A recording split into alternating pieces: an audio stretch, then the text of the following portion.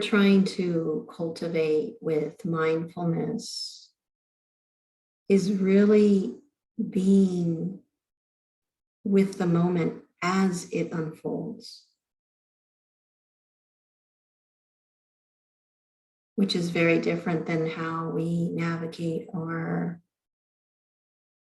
habitual day-to-day, where we're usually pushing or leaning forward versus standing back and waiting. And to have a place where even in conversation, there's no need to defend the need to be given time and space for the thoughts to emerge without the fear of being interrupted or without being taken in another direction, is what gives us access to something deeper. To be able to make contact with that depth, we need time and space and the lack of pressure.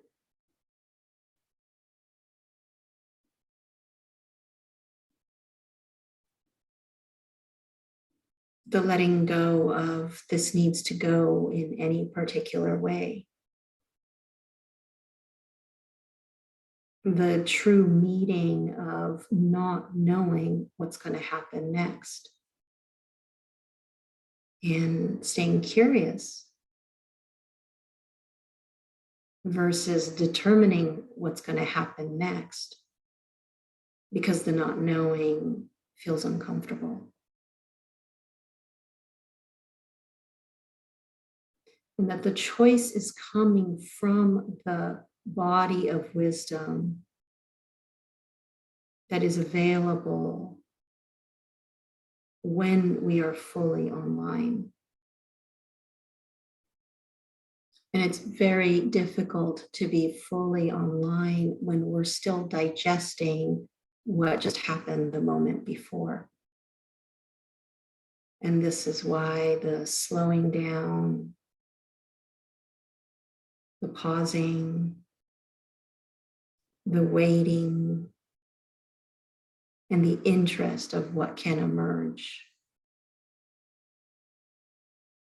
And generally, what emerges is informed by the integration of all of the information that was received the moment before.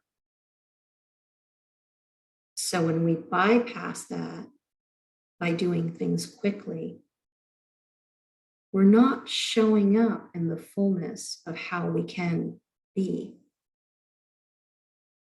We're showing up with limited availability because that metabolism did not complete before we moved on to the next moment.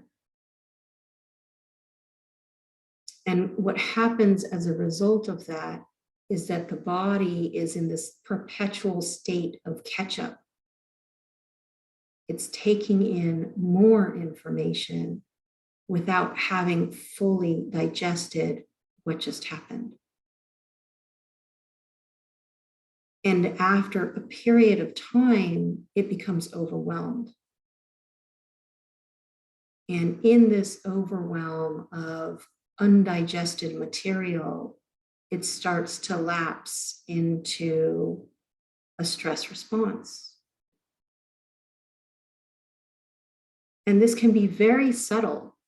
Most of the time, we don't notice this because we operate in a chronic state of stress response. So we don't even recognize it as something that is off-centered from how we can really fully be. And so the full beingness and the waiting and the slowing down is what feels uncomfortable because it's not congruent with what's familiar and how we habitually operate. But if we're able to stay a little with the discomfort,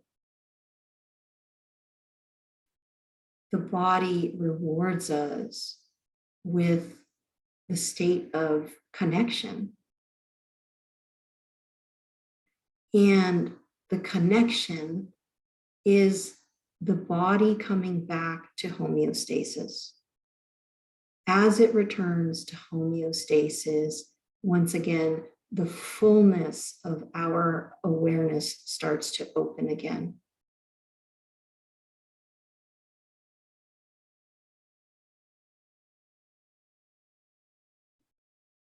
And then we can feel and we can see directly the benefits of being with the unfolding.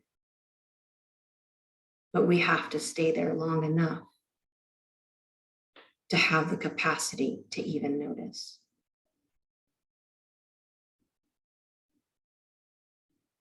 And so the invitation is that when we meet that state of deep presence, we stay in it. We let it nourish us. We taste it. We become familiar with this as a possible reference point, as an alternative to the conditioned going and doing and acting without having fully integrated what came before. And we need the felt sense of this reference to be able to understand the profoundness of what's available when we come into the state. And enough exposure starts to build a momentum where we no longer need to consciously choose the state. The body will choose it for us. We are reprogramming the conditioning simply by offering the experience and letting the body rest and land in it.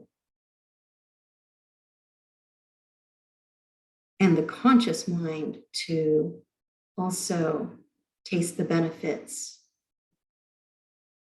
so that it's not continuously pulling us out, thinking that there's another way that is more effective for us to feel whole and complete again. This is the evidence that we're collecting. And when we are in the conditioned state, where there's limited awareness, and we just feel the discomfort of the contraction of moving forward and pushing, and the discomfort of pressure that we place on ourselves or that we experience from the outside world. And if we have the grace of awakening in the middle of that and noticing, oh, I'm dysregulated. In that moment, we stop. We pause. We wait. We give our bodies a chance to catch up on what it's been trying to digest. And there's no technique that needs to be applied. There is nothing we need to do but just wait.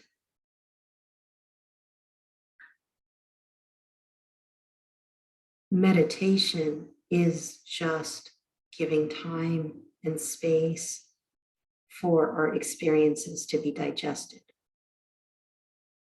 And if you sit long enough, the clarity will come. The problem is that usually it takes a while for the conditioning to unwind. In particular, when we have a lifestyle or things in our day overwhelmed us. The more stimulus that we have received, the longer it takes to unwind. One day it might take 10 minutes, another day it might take 2 hours. But when we're in the state of conditioning, it's very hard to sit quiet and wait because there's a tremendous amount of energy that has built up in our bodies, and that energy wants to be released. And the form of release oftentimes is action. And if we engage in that action of trying to fix the discomfort, we generate more stimulus, we generate more things to be integrated and digested. And we move away from the possibility of returning back to homeostasis. And so there's a critical point in our meditation that if we're able to renunciate giving in to the compulsion to do something, whether that's to speak or to get up and work on something else, we're able to stay long enough, that discomfort too will pass. And oftentimes we don't stay long enough, so we never see the fruition of waiting. And that's the part of the cycle that needs to be recognized to start developing a trust in the process. Because without that evidence, we don't know. And the conclusion we arrive at is, I'm not good at this, or this isn't working. Or maybe I just should be doing something else. We pull ourselves out and we lose that opportunity.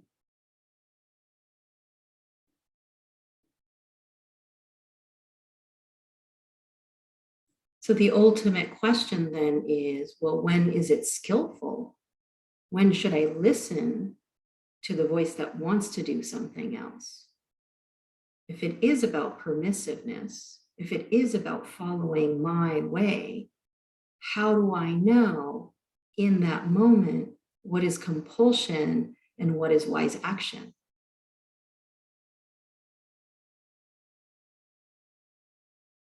And it comes back to the question, what is the state that you're in when you're making the decision to act or not act?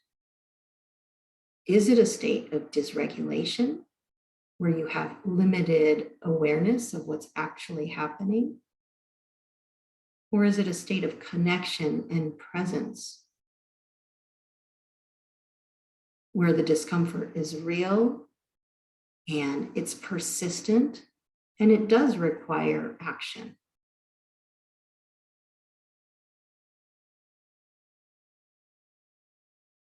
We can always go back to that. My teacher likes to use the phrase, who's sponsoring this action? Is it conditioning or is it presence?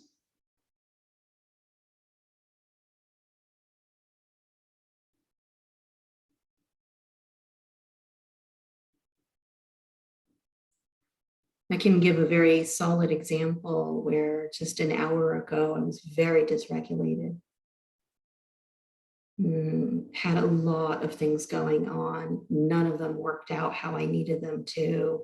And I started feeling incredibly overwhelmed that there was no way I could do this all by myself. The house, managing contractors, the independent studies program. Like it's too much. And I had a grace of awakening where I was able to recognize you are dysregulated.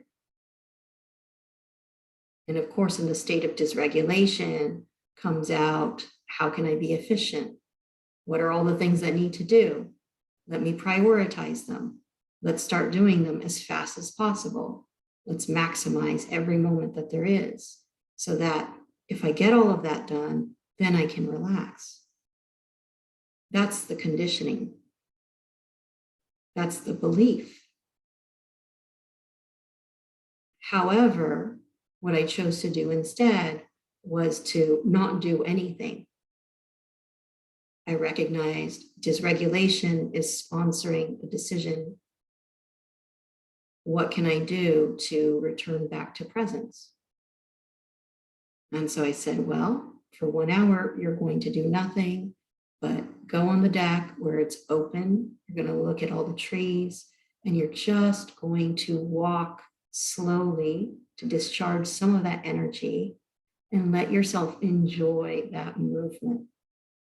And as I was enjoying that movement and coming into contact again with the body, I started to feel the fullness of myself come back. The system had time to digest and take in what was happening. I was able to meet the overwhelm with compassion. It is too much. I was able to taste the grief of the loneliness of this belief that I'm doing this by myself. And I was able to be with that. And that is what was driving everything on the surface layer. All the thoughts, the stories were emerging distorted from the true view of this is too much. And I feel scared and I feel alone and I don't know what I'm doing. And the moment I could make contact with what was true, there was a relaxation. And there was a sense of safety. And there was a sense of, I can do this because now I have at least clear seeing. And from a place of clear seeing, I can now find ideas that would have never been available to me had I just been in action.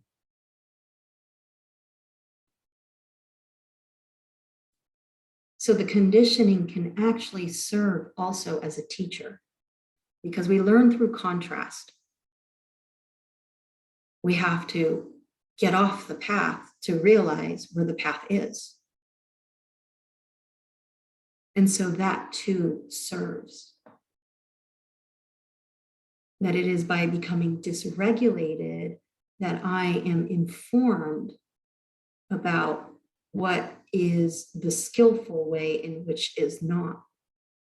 The body is telling me through a sense of overwhelm that I'm off the mark. And I can get lost in the story, or I can connect with the sensations and the emotions around that and recognize that it's information. And this is the compass that helps me navigate what is the best way that is in alignment with what's truly happening.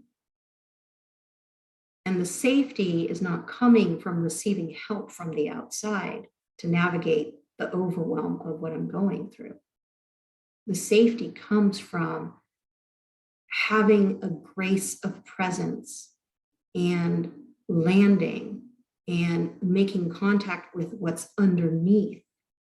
And the feeling of that being true, that I finally touched what's actually true, is what gives me a feeling of safety. And from safety comes confidence. And from confidence comes the strength that I need to continue carrying on with my day. So we're not trying to reach an ultimate state of presence. That's impossible. We're cultivating moments of presence. Moments of presence to be able to use that as a place to self-correct when there's dysregulation, not dysregulation to correct dysregulation. And the key to that is to break the momentum when we are gripped in conditioning. What can we do to break the momentum of that grip? How can we create a pause? How can we bring spaciousness so that the body has a chance to catch up, to digest, to discharge? And when it does, it knows how to move forward. I don't need to know.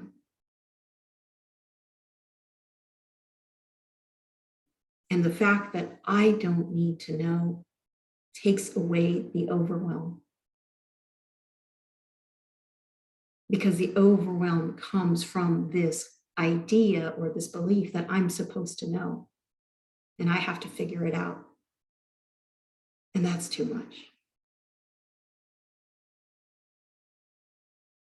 But being able to surrender to the I don't know, but if I wait long enough, this will know. That is safety.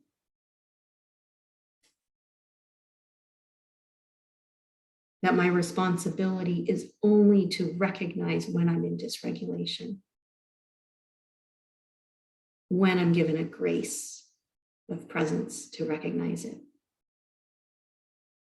And if I don't, it's not a problem either, because I'll just spin out into further dysregulation. And at some point,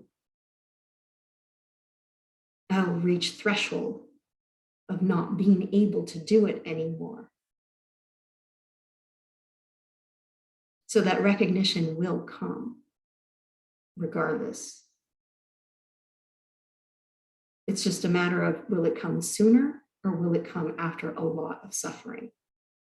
But one way or another, we're also safe in that regard because it will come.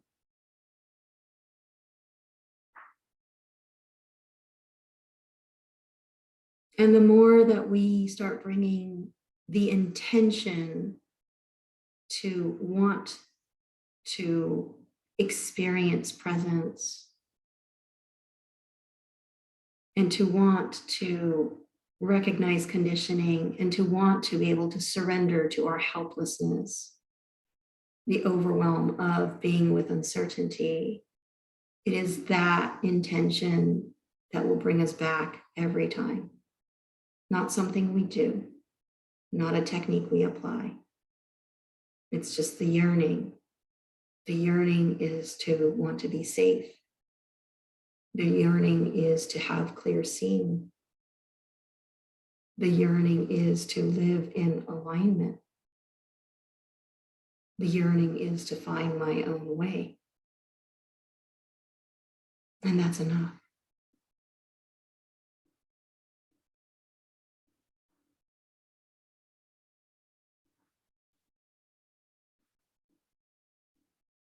And over the years, it starts to happen with more frequency. And with that increase in frequency, which I could lose at any time because life happens. We lose our jobs, people die, bad things happen. So we're continuously being thrown off our path.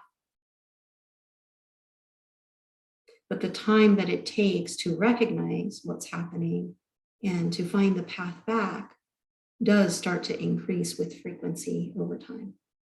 We spend less and less time in the unconscious, in the suffering, and we spend more and more time in a place of presence, making choices that are skillful, making choices that do enrich our lives.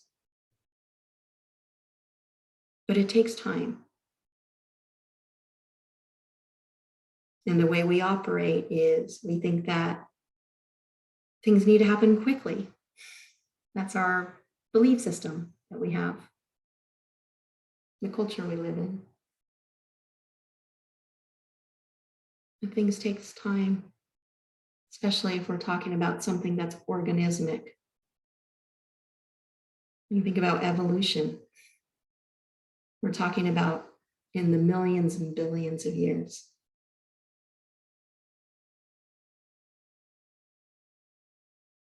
So can we just gently and patiently and lovingly be with our process without adding judgment or the story of inadequacy?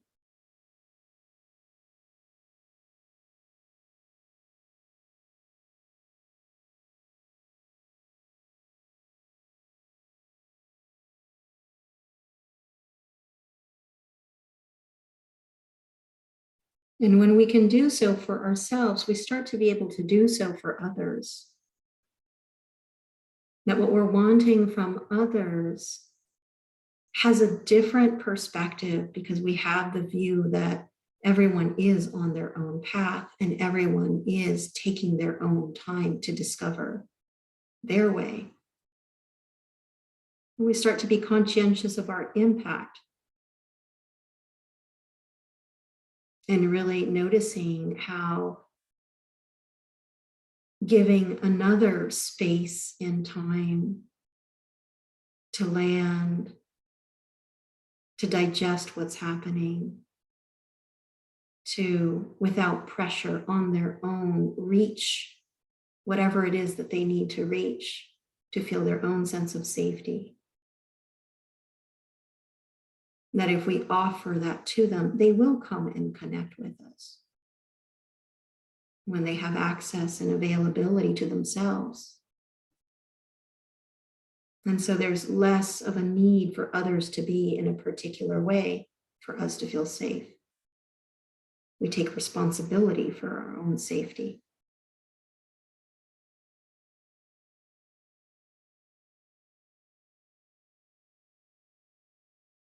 And that collectively, if we can do that, that is what's going to shift the direction this world is going in. We do our own journey inwards. And we give people the right to do their own journey inwards. And we meet together in the unfolding and see what emerges.